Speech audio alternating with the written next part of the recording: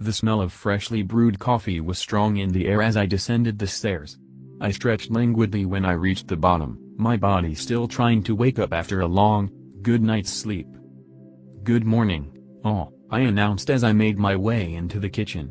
I gave my wife, Claire, a quick peck as I passed by the stove. "Dad!"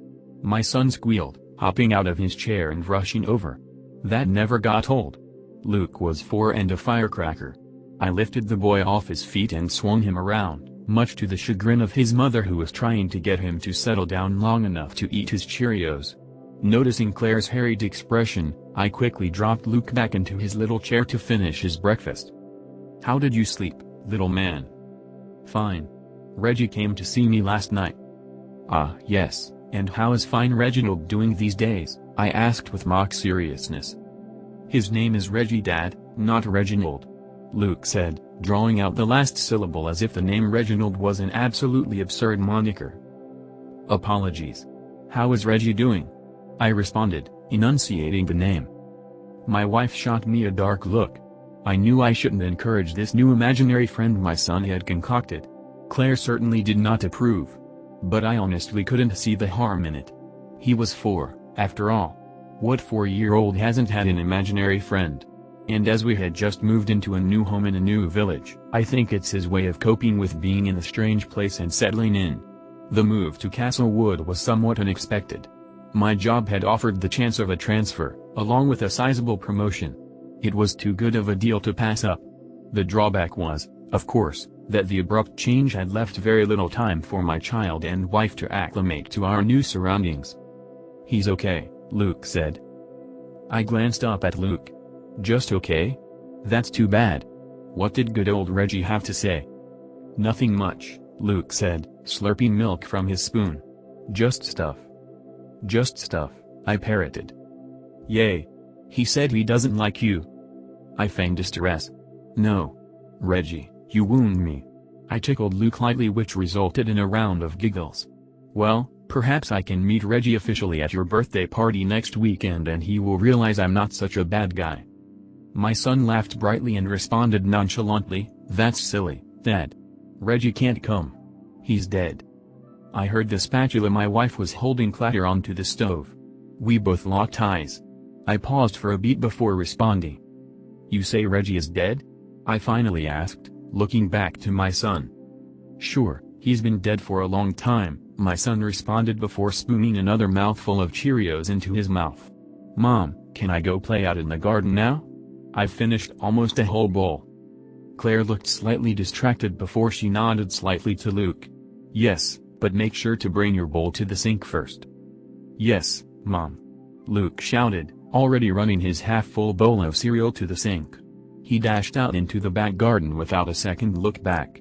I stared at his retreating figure. "What do you think that was all about?" I asked my wife. "I dunno. Quite creepy, don't you think?" she responded. "Quite. I don't know how he could have concocted such a story, to be honest. Think there's something to it?" Claire shot a look of disdain my way. "Are you asking me if there is a ghost haunting our house and he visits our son at night? Really, John? What, you don't believe in ghosts?" "Of course not. It's a load of crap. Please don't tell me you actually believe in that nonsense." "I don't know," I said with a look of contemplation. "I think there is a lot in the universe that we don't understand. Who's to say there's not something after death?" She turned back to my eggs she was still cooking. "That's ridiculous, John. Anyway, as you've said before many times, it's just a harmless imaginary friend, right?" She looked back over her shoulder at me. "Right," I muttered, only half listening at this point. My mind was on other matters, now. I stared out the window watching Luke play in his sandbox. Maybe I should stay in Luke's room tonight. You know, check it out, make sure there's not some weirdo sneaking into our son's room at night. Really? Don't you think that's a little overkill? What could it hurt? It's a Friday night, Mom would be happy to keep him for a sleepover. They can binge-watch Paw Patrol while she gorges him on popcorn and sugar cookies. And you can get a night to relax in the tub with a glass of wine and a good book. She tried to look annoyed, but I could tell she was intrigued by the idea. "This is ridiculous, you know," she says, half-heartedly. Come on, you know a good soak and a night to yourself sounds pretty damn good. She rolls her eyes. I knew I'd won. Whatever. But if your mom is busy, it's off. Just as I had predicted, Mom was pleased as punch to take Luke for the night. She picked him up early that evening and Claire and I enjoyed a lovely night of carry-out pizza and cheap wine. I sent her off to have her bubble bath while I watched some goofy alien show on the History Channel. By 11 o'clock, I found myself getting sleepy and ready to turn in. After changing into my PJs and brushing my teeth, I announced to my wife that I was off to commune with the dead, in my hokiest spooky voice. She was already in bed and engrossed in a paperback. Have fun, she muttered distractedly, blowing me a kiss. I left the warmth of our bedroom and shuffled down the hall into Luke's room. I flipped on the overhead light and looked around. The pale blue walls sported a large clown mural which stared back at me with a large toothy grin. I shuddered. Why, oh why did my wife decide on a carnival theme for his new room? There was nothing creepier than a clown, hands down. I walked over to Luke's tiny bed with his striped blue comforter. My feet would hang off the end, but I would survive. I crawled into bed and shut off the lamp that was shaped like an elephant. Darkness enveloped the room, save for a small nightlight in the corner shaped like a big top. The soft red light gave the clown a hellish glow. How had I not noticed how friggin' creepy this room could be at night? Turning away from the creepy-ass clown, I lay down and tried to best to slow my breathing and relax. I awoke abruptly from a deep sleep to the sound of creaking. I had a moment of confusion as I tried to recognize my unfamiliar surroundings.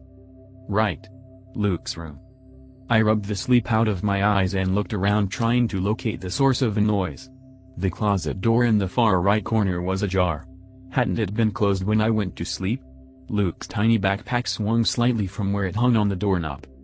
Hello? I tentatively whispered. Is anyone there? Silence. I turned to my right and my gaze landed on the fucking clown. I really needed to talk to Claire about that. The nightlight still gave off that creepy red glow, making the room appear almost disorienting. I looked around the roof, noting the pile of stuffed animals in the corner, and the bookcase by the door. You're not Luke. My gaze whipped back over to the closet. The voice was so quiet, I couldn't even be sure I had heard it. Who's there? I whispered to the closet. Again, silence met my query. I rubbed my eyes. This was ridiculous. What was I even doing in here? I was working myself up over nothing. I was a grown-ass man sleeping in a tiny bed next to arguably the creepiest fucking clown in the universe. I threw the covers back and was about to swing my legs over the side of the bed when I heard it again. You're not Luke. I froze in place. There was no denying it this time. I had heard a voice coming from the closet. Slowly, as if I didn't really want to see, I dragged my gaze towards the dark closet in the corner. From the red glow of the nightlight, I saw a tiny, pale face. Only the top half of the face was visible, large, dark orbs for eyes, a grayish-white forehead, and a matting of dark hair. The face stared at me from high up in the closet, like it was some obscenely tall child standing just behind the wall. What the fuck? Who are you? I stammered. The face remained still. I realized the eyes had not yet blinked. Are you Reggie? I asked. At the sound of the name, the face abruptly disappeared and I heard a scrabbling noise come from the closet. Where is Luke? The voice was louder and coarser this time, with Luke's name coming out gravelly and angry from the child. He's not here, I said, glad to hear my voice steady this time. What do you want? There was silence for several seconds. Finally, the voice spoke, softer this time. Want Luke? I was shocked into silence for a few beats. You can't have Luke, I raised my voice defensively. The room suddenly grew cold and the air crackled. The hairs on the back of my neck stood up. Before I could say anything in response, I spotted movement at the floor of the closet. The white face was back, and I could see it more clearly from this vantage. It was the face of a child, but corrupted. This was not a child.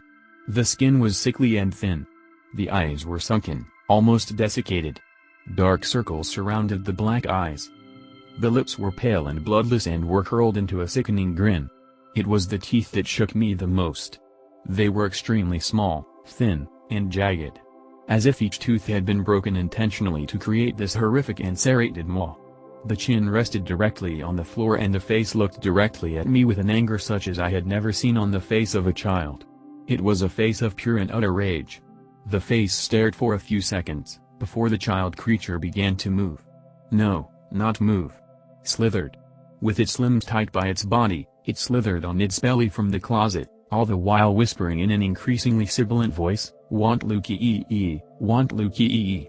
I backed up as far as I could until I was pressed against the headboard of Luke's tiny bed while the child snaked itself forward. Soon, the head and shoulders were no longer visible.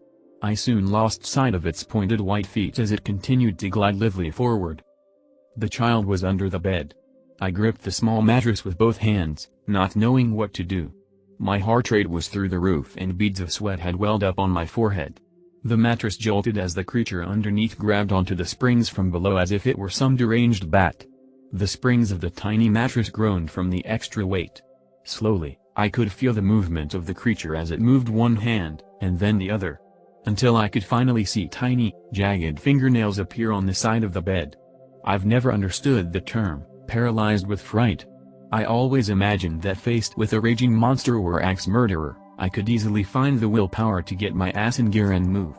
But in this moment, the ability to move had absolutely abandoned me, and I was forced to watch in silent horror as the tiny, dead hand was joined by another. I shut my eyes tight together, unwilling to have that horrible impersonation of a child burned into my retinas. And it was then that I heard it. "John? John, come back to bed, this is ridiculous." The lights clicked on, and as I finally regained the use of my muscles to turn my head and open my eyes, the visage of my wife came into view. "John? Are you okay?" I stared at her for a beat before I whipped back around to the side of the bed where the hands had grasped the mattress only moments before. Nothing. I released the breath I hadn't even realized I was holding. "I'm fine," I croaked. "All fine." She looked towards where I had been staring. "Not seeing anything," she continued. "Come back to bed. I can't sleep without you, it gives me the creeps sleeping alone." She turned and left, her robe trailing behind her. I waited for a full minute, listening intently for any sound. All was quiet. Hesitantly, I lowered one foot and then the other to the floor. As I stood up, I fully expected to see a tiny, ragged hand reaching from below the darkness of the bed to grasp my ankle, but none came. I couldn't bring myself to look under the bed. The possibility of coming face to face with that hideous mockery of a child made me feel sick. Instead, I turned around, walked out the room, and shut the door behind me.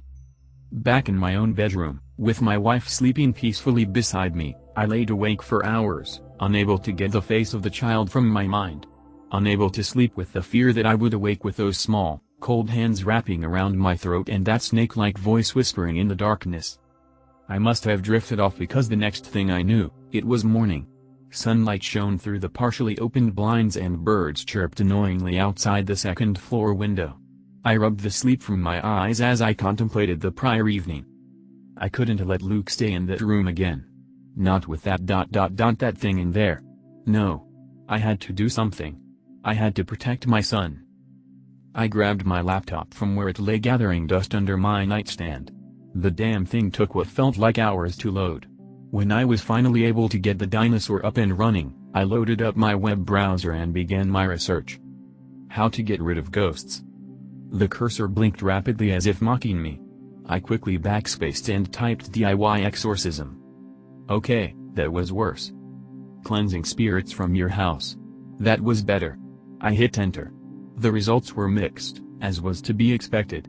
But I finally found a few websites that gave me the information I needed. A few hours later, I had a plan. And I had a name. Reginald Ward. The little shit was named Reginald after all. It appears that unbeknownst to me or my wife, our home had been the scene of the tragic death of an 8-year-old boy in 1907. Reginald Ward, according to what I had found online, had passed away from consumption, or tuberculosis as it's more commonly referred to these days. As distressed as I was to learn that our new home was the scene of the horrific death of a child, I was even more distressed that said child was still in residence. I shuddered to think about what had befallen that child over the past decades to turn it into this thing.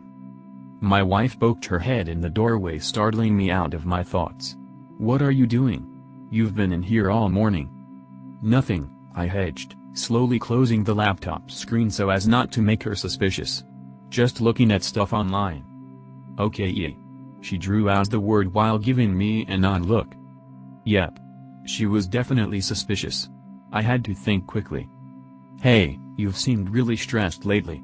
What if I had my mom keep Luke for another few hours and you had a spa day? Her brows perked up. Seriously? I thought you said that spa days were the most useless way to spend your money. My smile was tight. It was true, I thought it was an entire waste of money. You literally got nothing out of it. But I had to get her out of the house somehow. She couldn't be here when I was performing the cleansing. Nonsense, you deserve it. Go ahead, give them a call and set it up. She couldn't help the grin that spread across her face. You don't have to twist my arm. She yelled as she turned and scurried downstairs to make the call. I stopped myself from mentally tallying how much this little outing would cost me and focused my attention back on the task at hand. I felt like I had a pretty good idea of how to get rid of Reggie. From what I read online, it was better to do the cleansing at night. But I didn't have that sort of time. I had to deal with this now.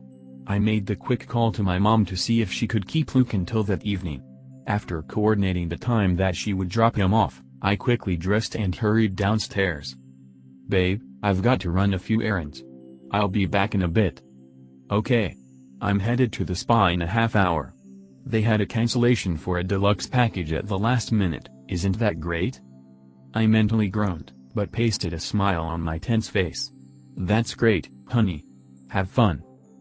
I grabbed my keys and hurried out to my car. 45 minutes later, I walked back into the house carrying my assorted purchases.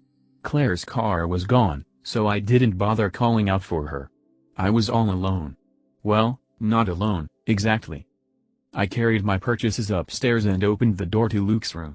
The red curtains were drawn and the room seemed just as creepy as the night before. The day had turned rainy and dreary, so what little light came through the curtains gave the room that same, dim glow as the previous night. I shuddered. Shutting the door, I emptied the bag of items on the floor. I paused to take stock of my haul. A small, wrapped bundle of sticks I was told was called a sage smudging wand, an abalone shell, a large feather, a container of coarse salt, and a Bible. I pulled up my phone and found the article I had been referencing earlier. I quickly reread the instructions through just to be sure I had everything correct. I first grabbed the salt and sprinkled a line across the bedroom door. This was supposedly to prevent the spirit from going into another part of house during the cleansing. I didn't know if this would do shit, but I wasn't taking any chances. Next, I placed the abalone shell on top of the Bible. The Bible wasn't specifically in the instructions, but figured it certainly couldn't hurt.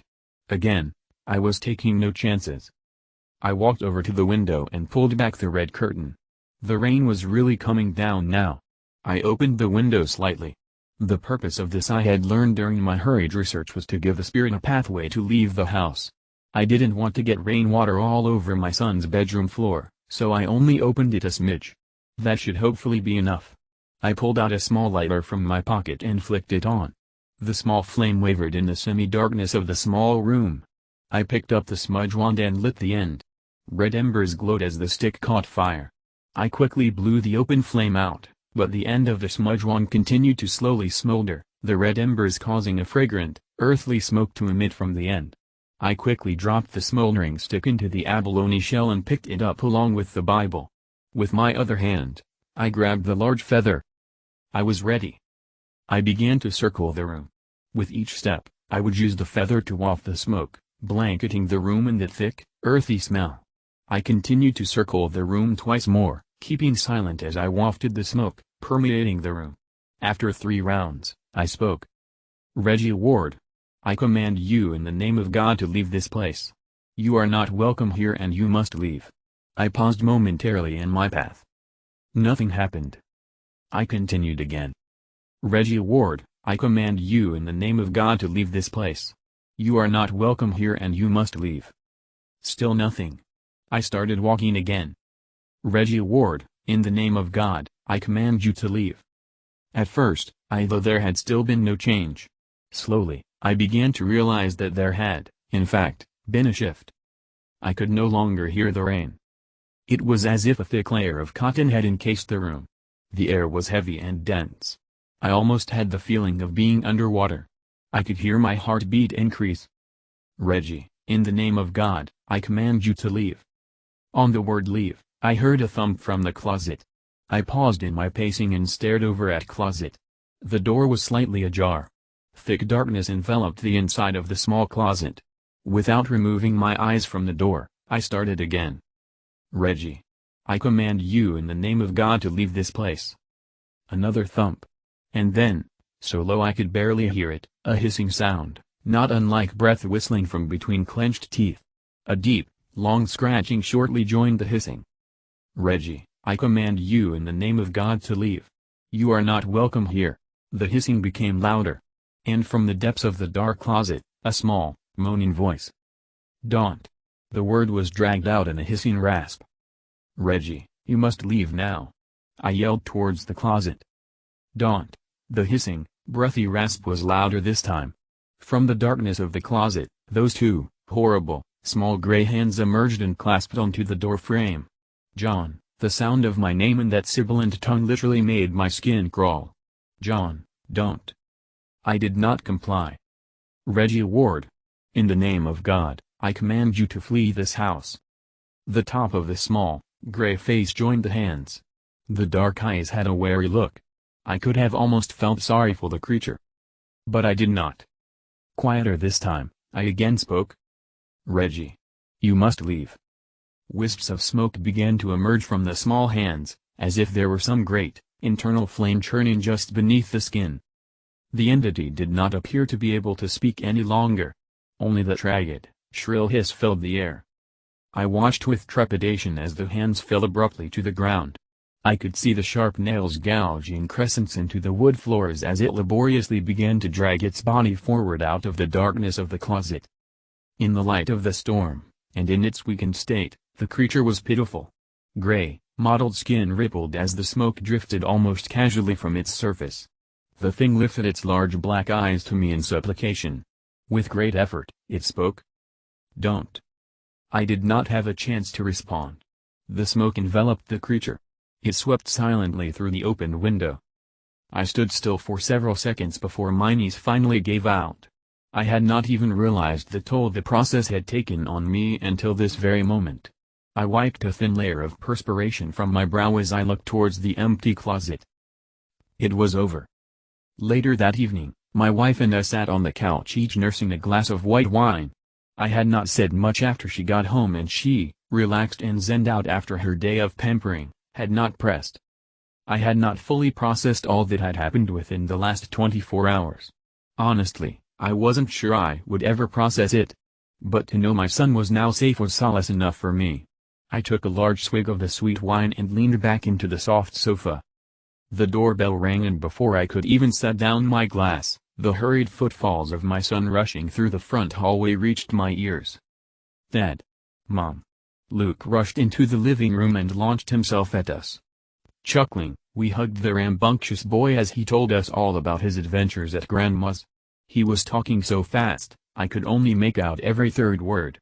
From what I could tell, they had had a boatload of fun making cookies, playing games, and eating lots and lots of junk food.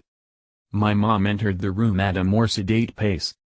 "Sheesh, Luke, let them breathe, bud," she intoned.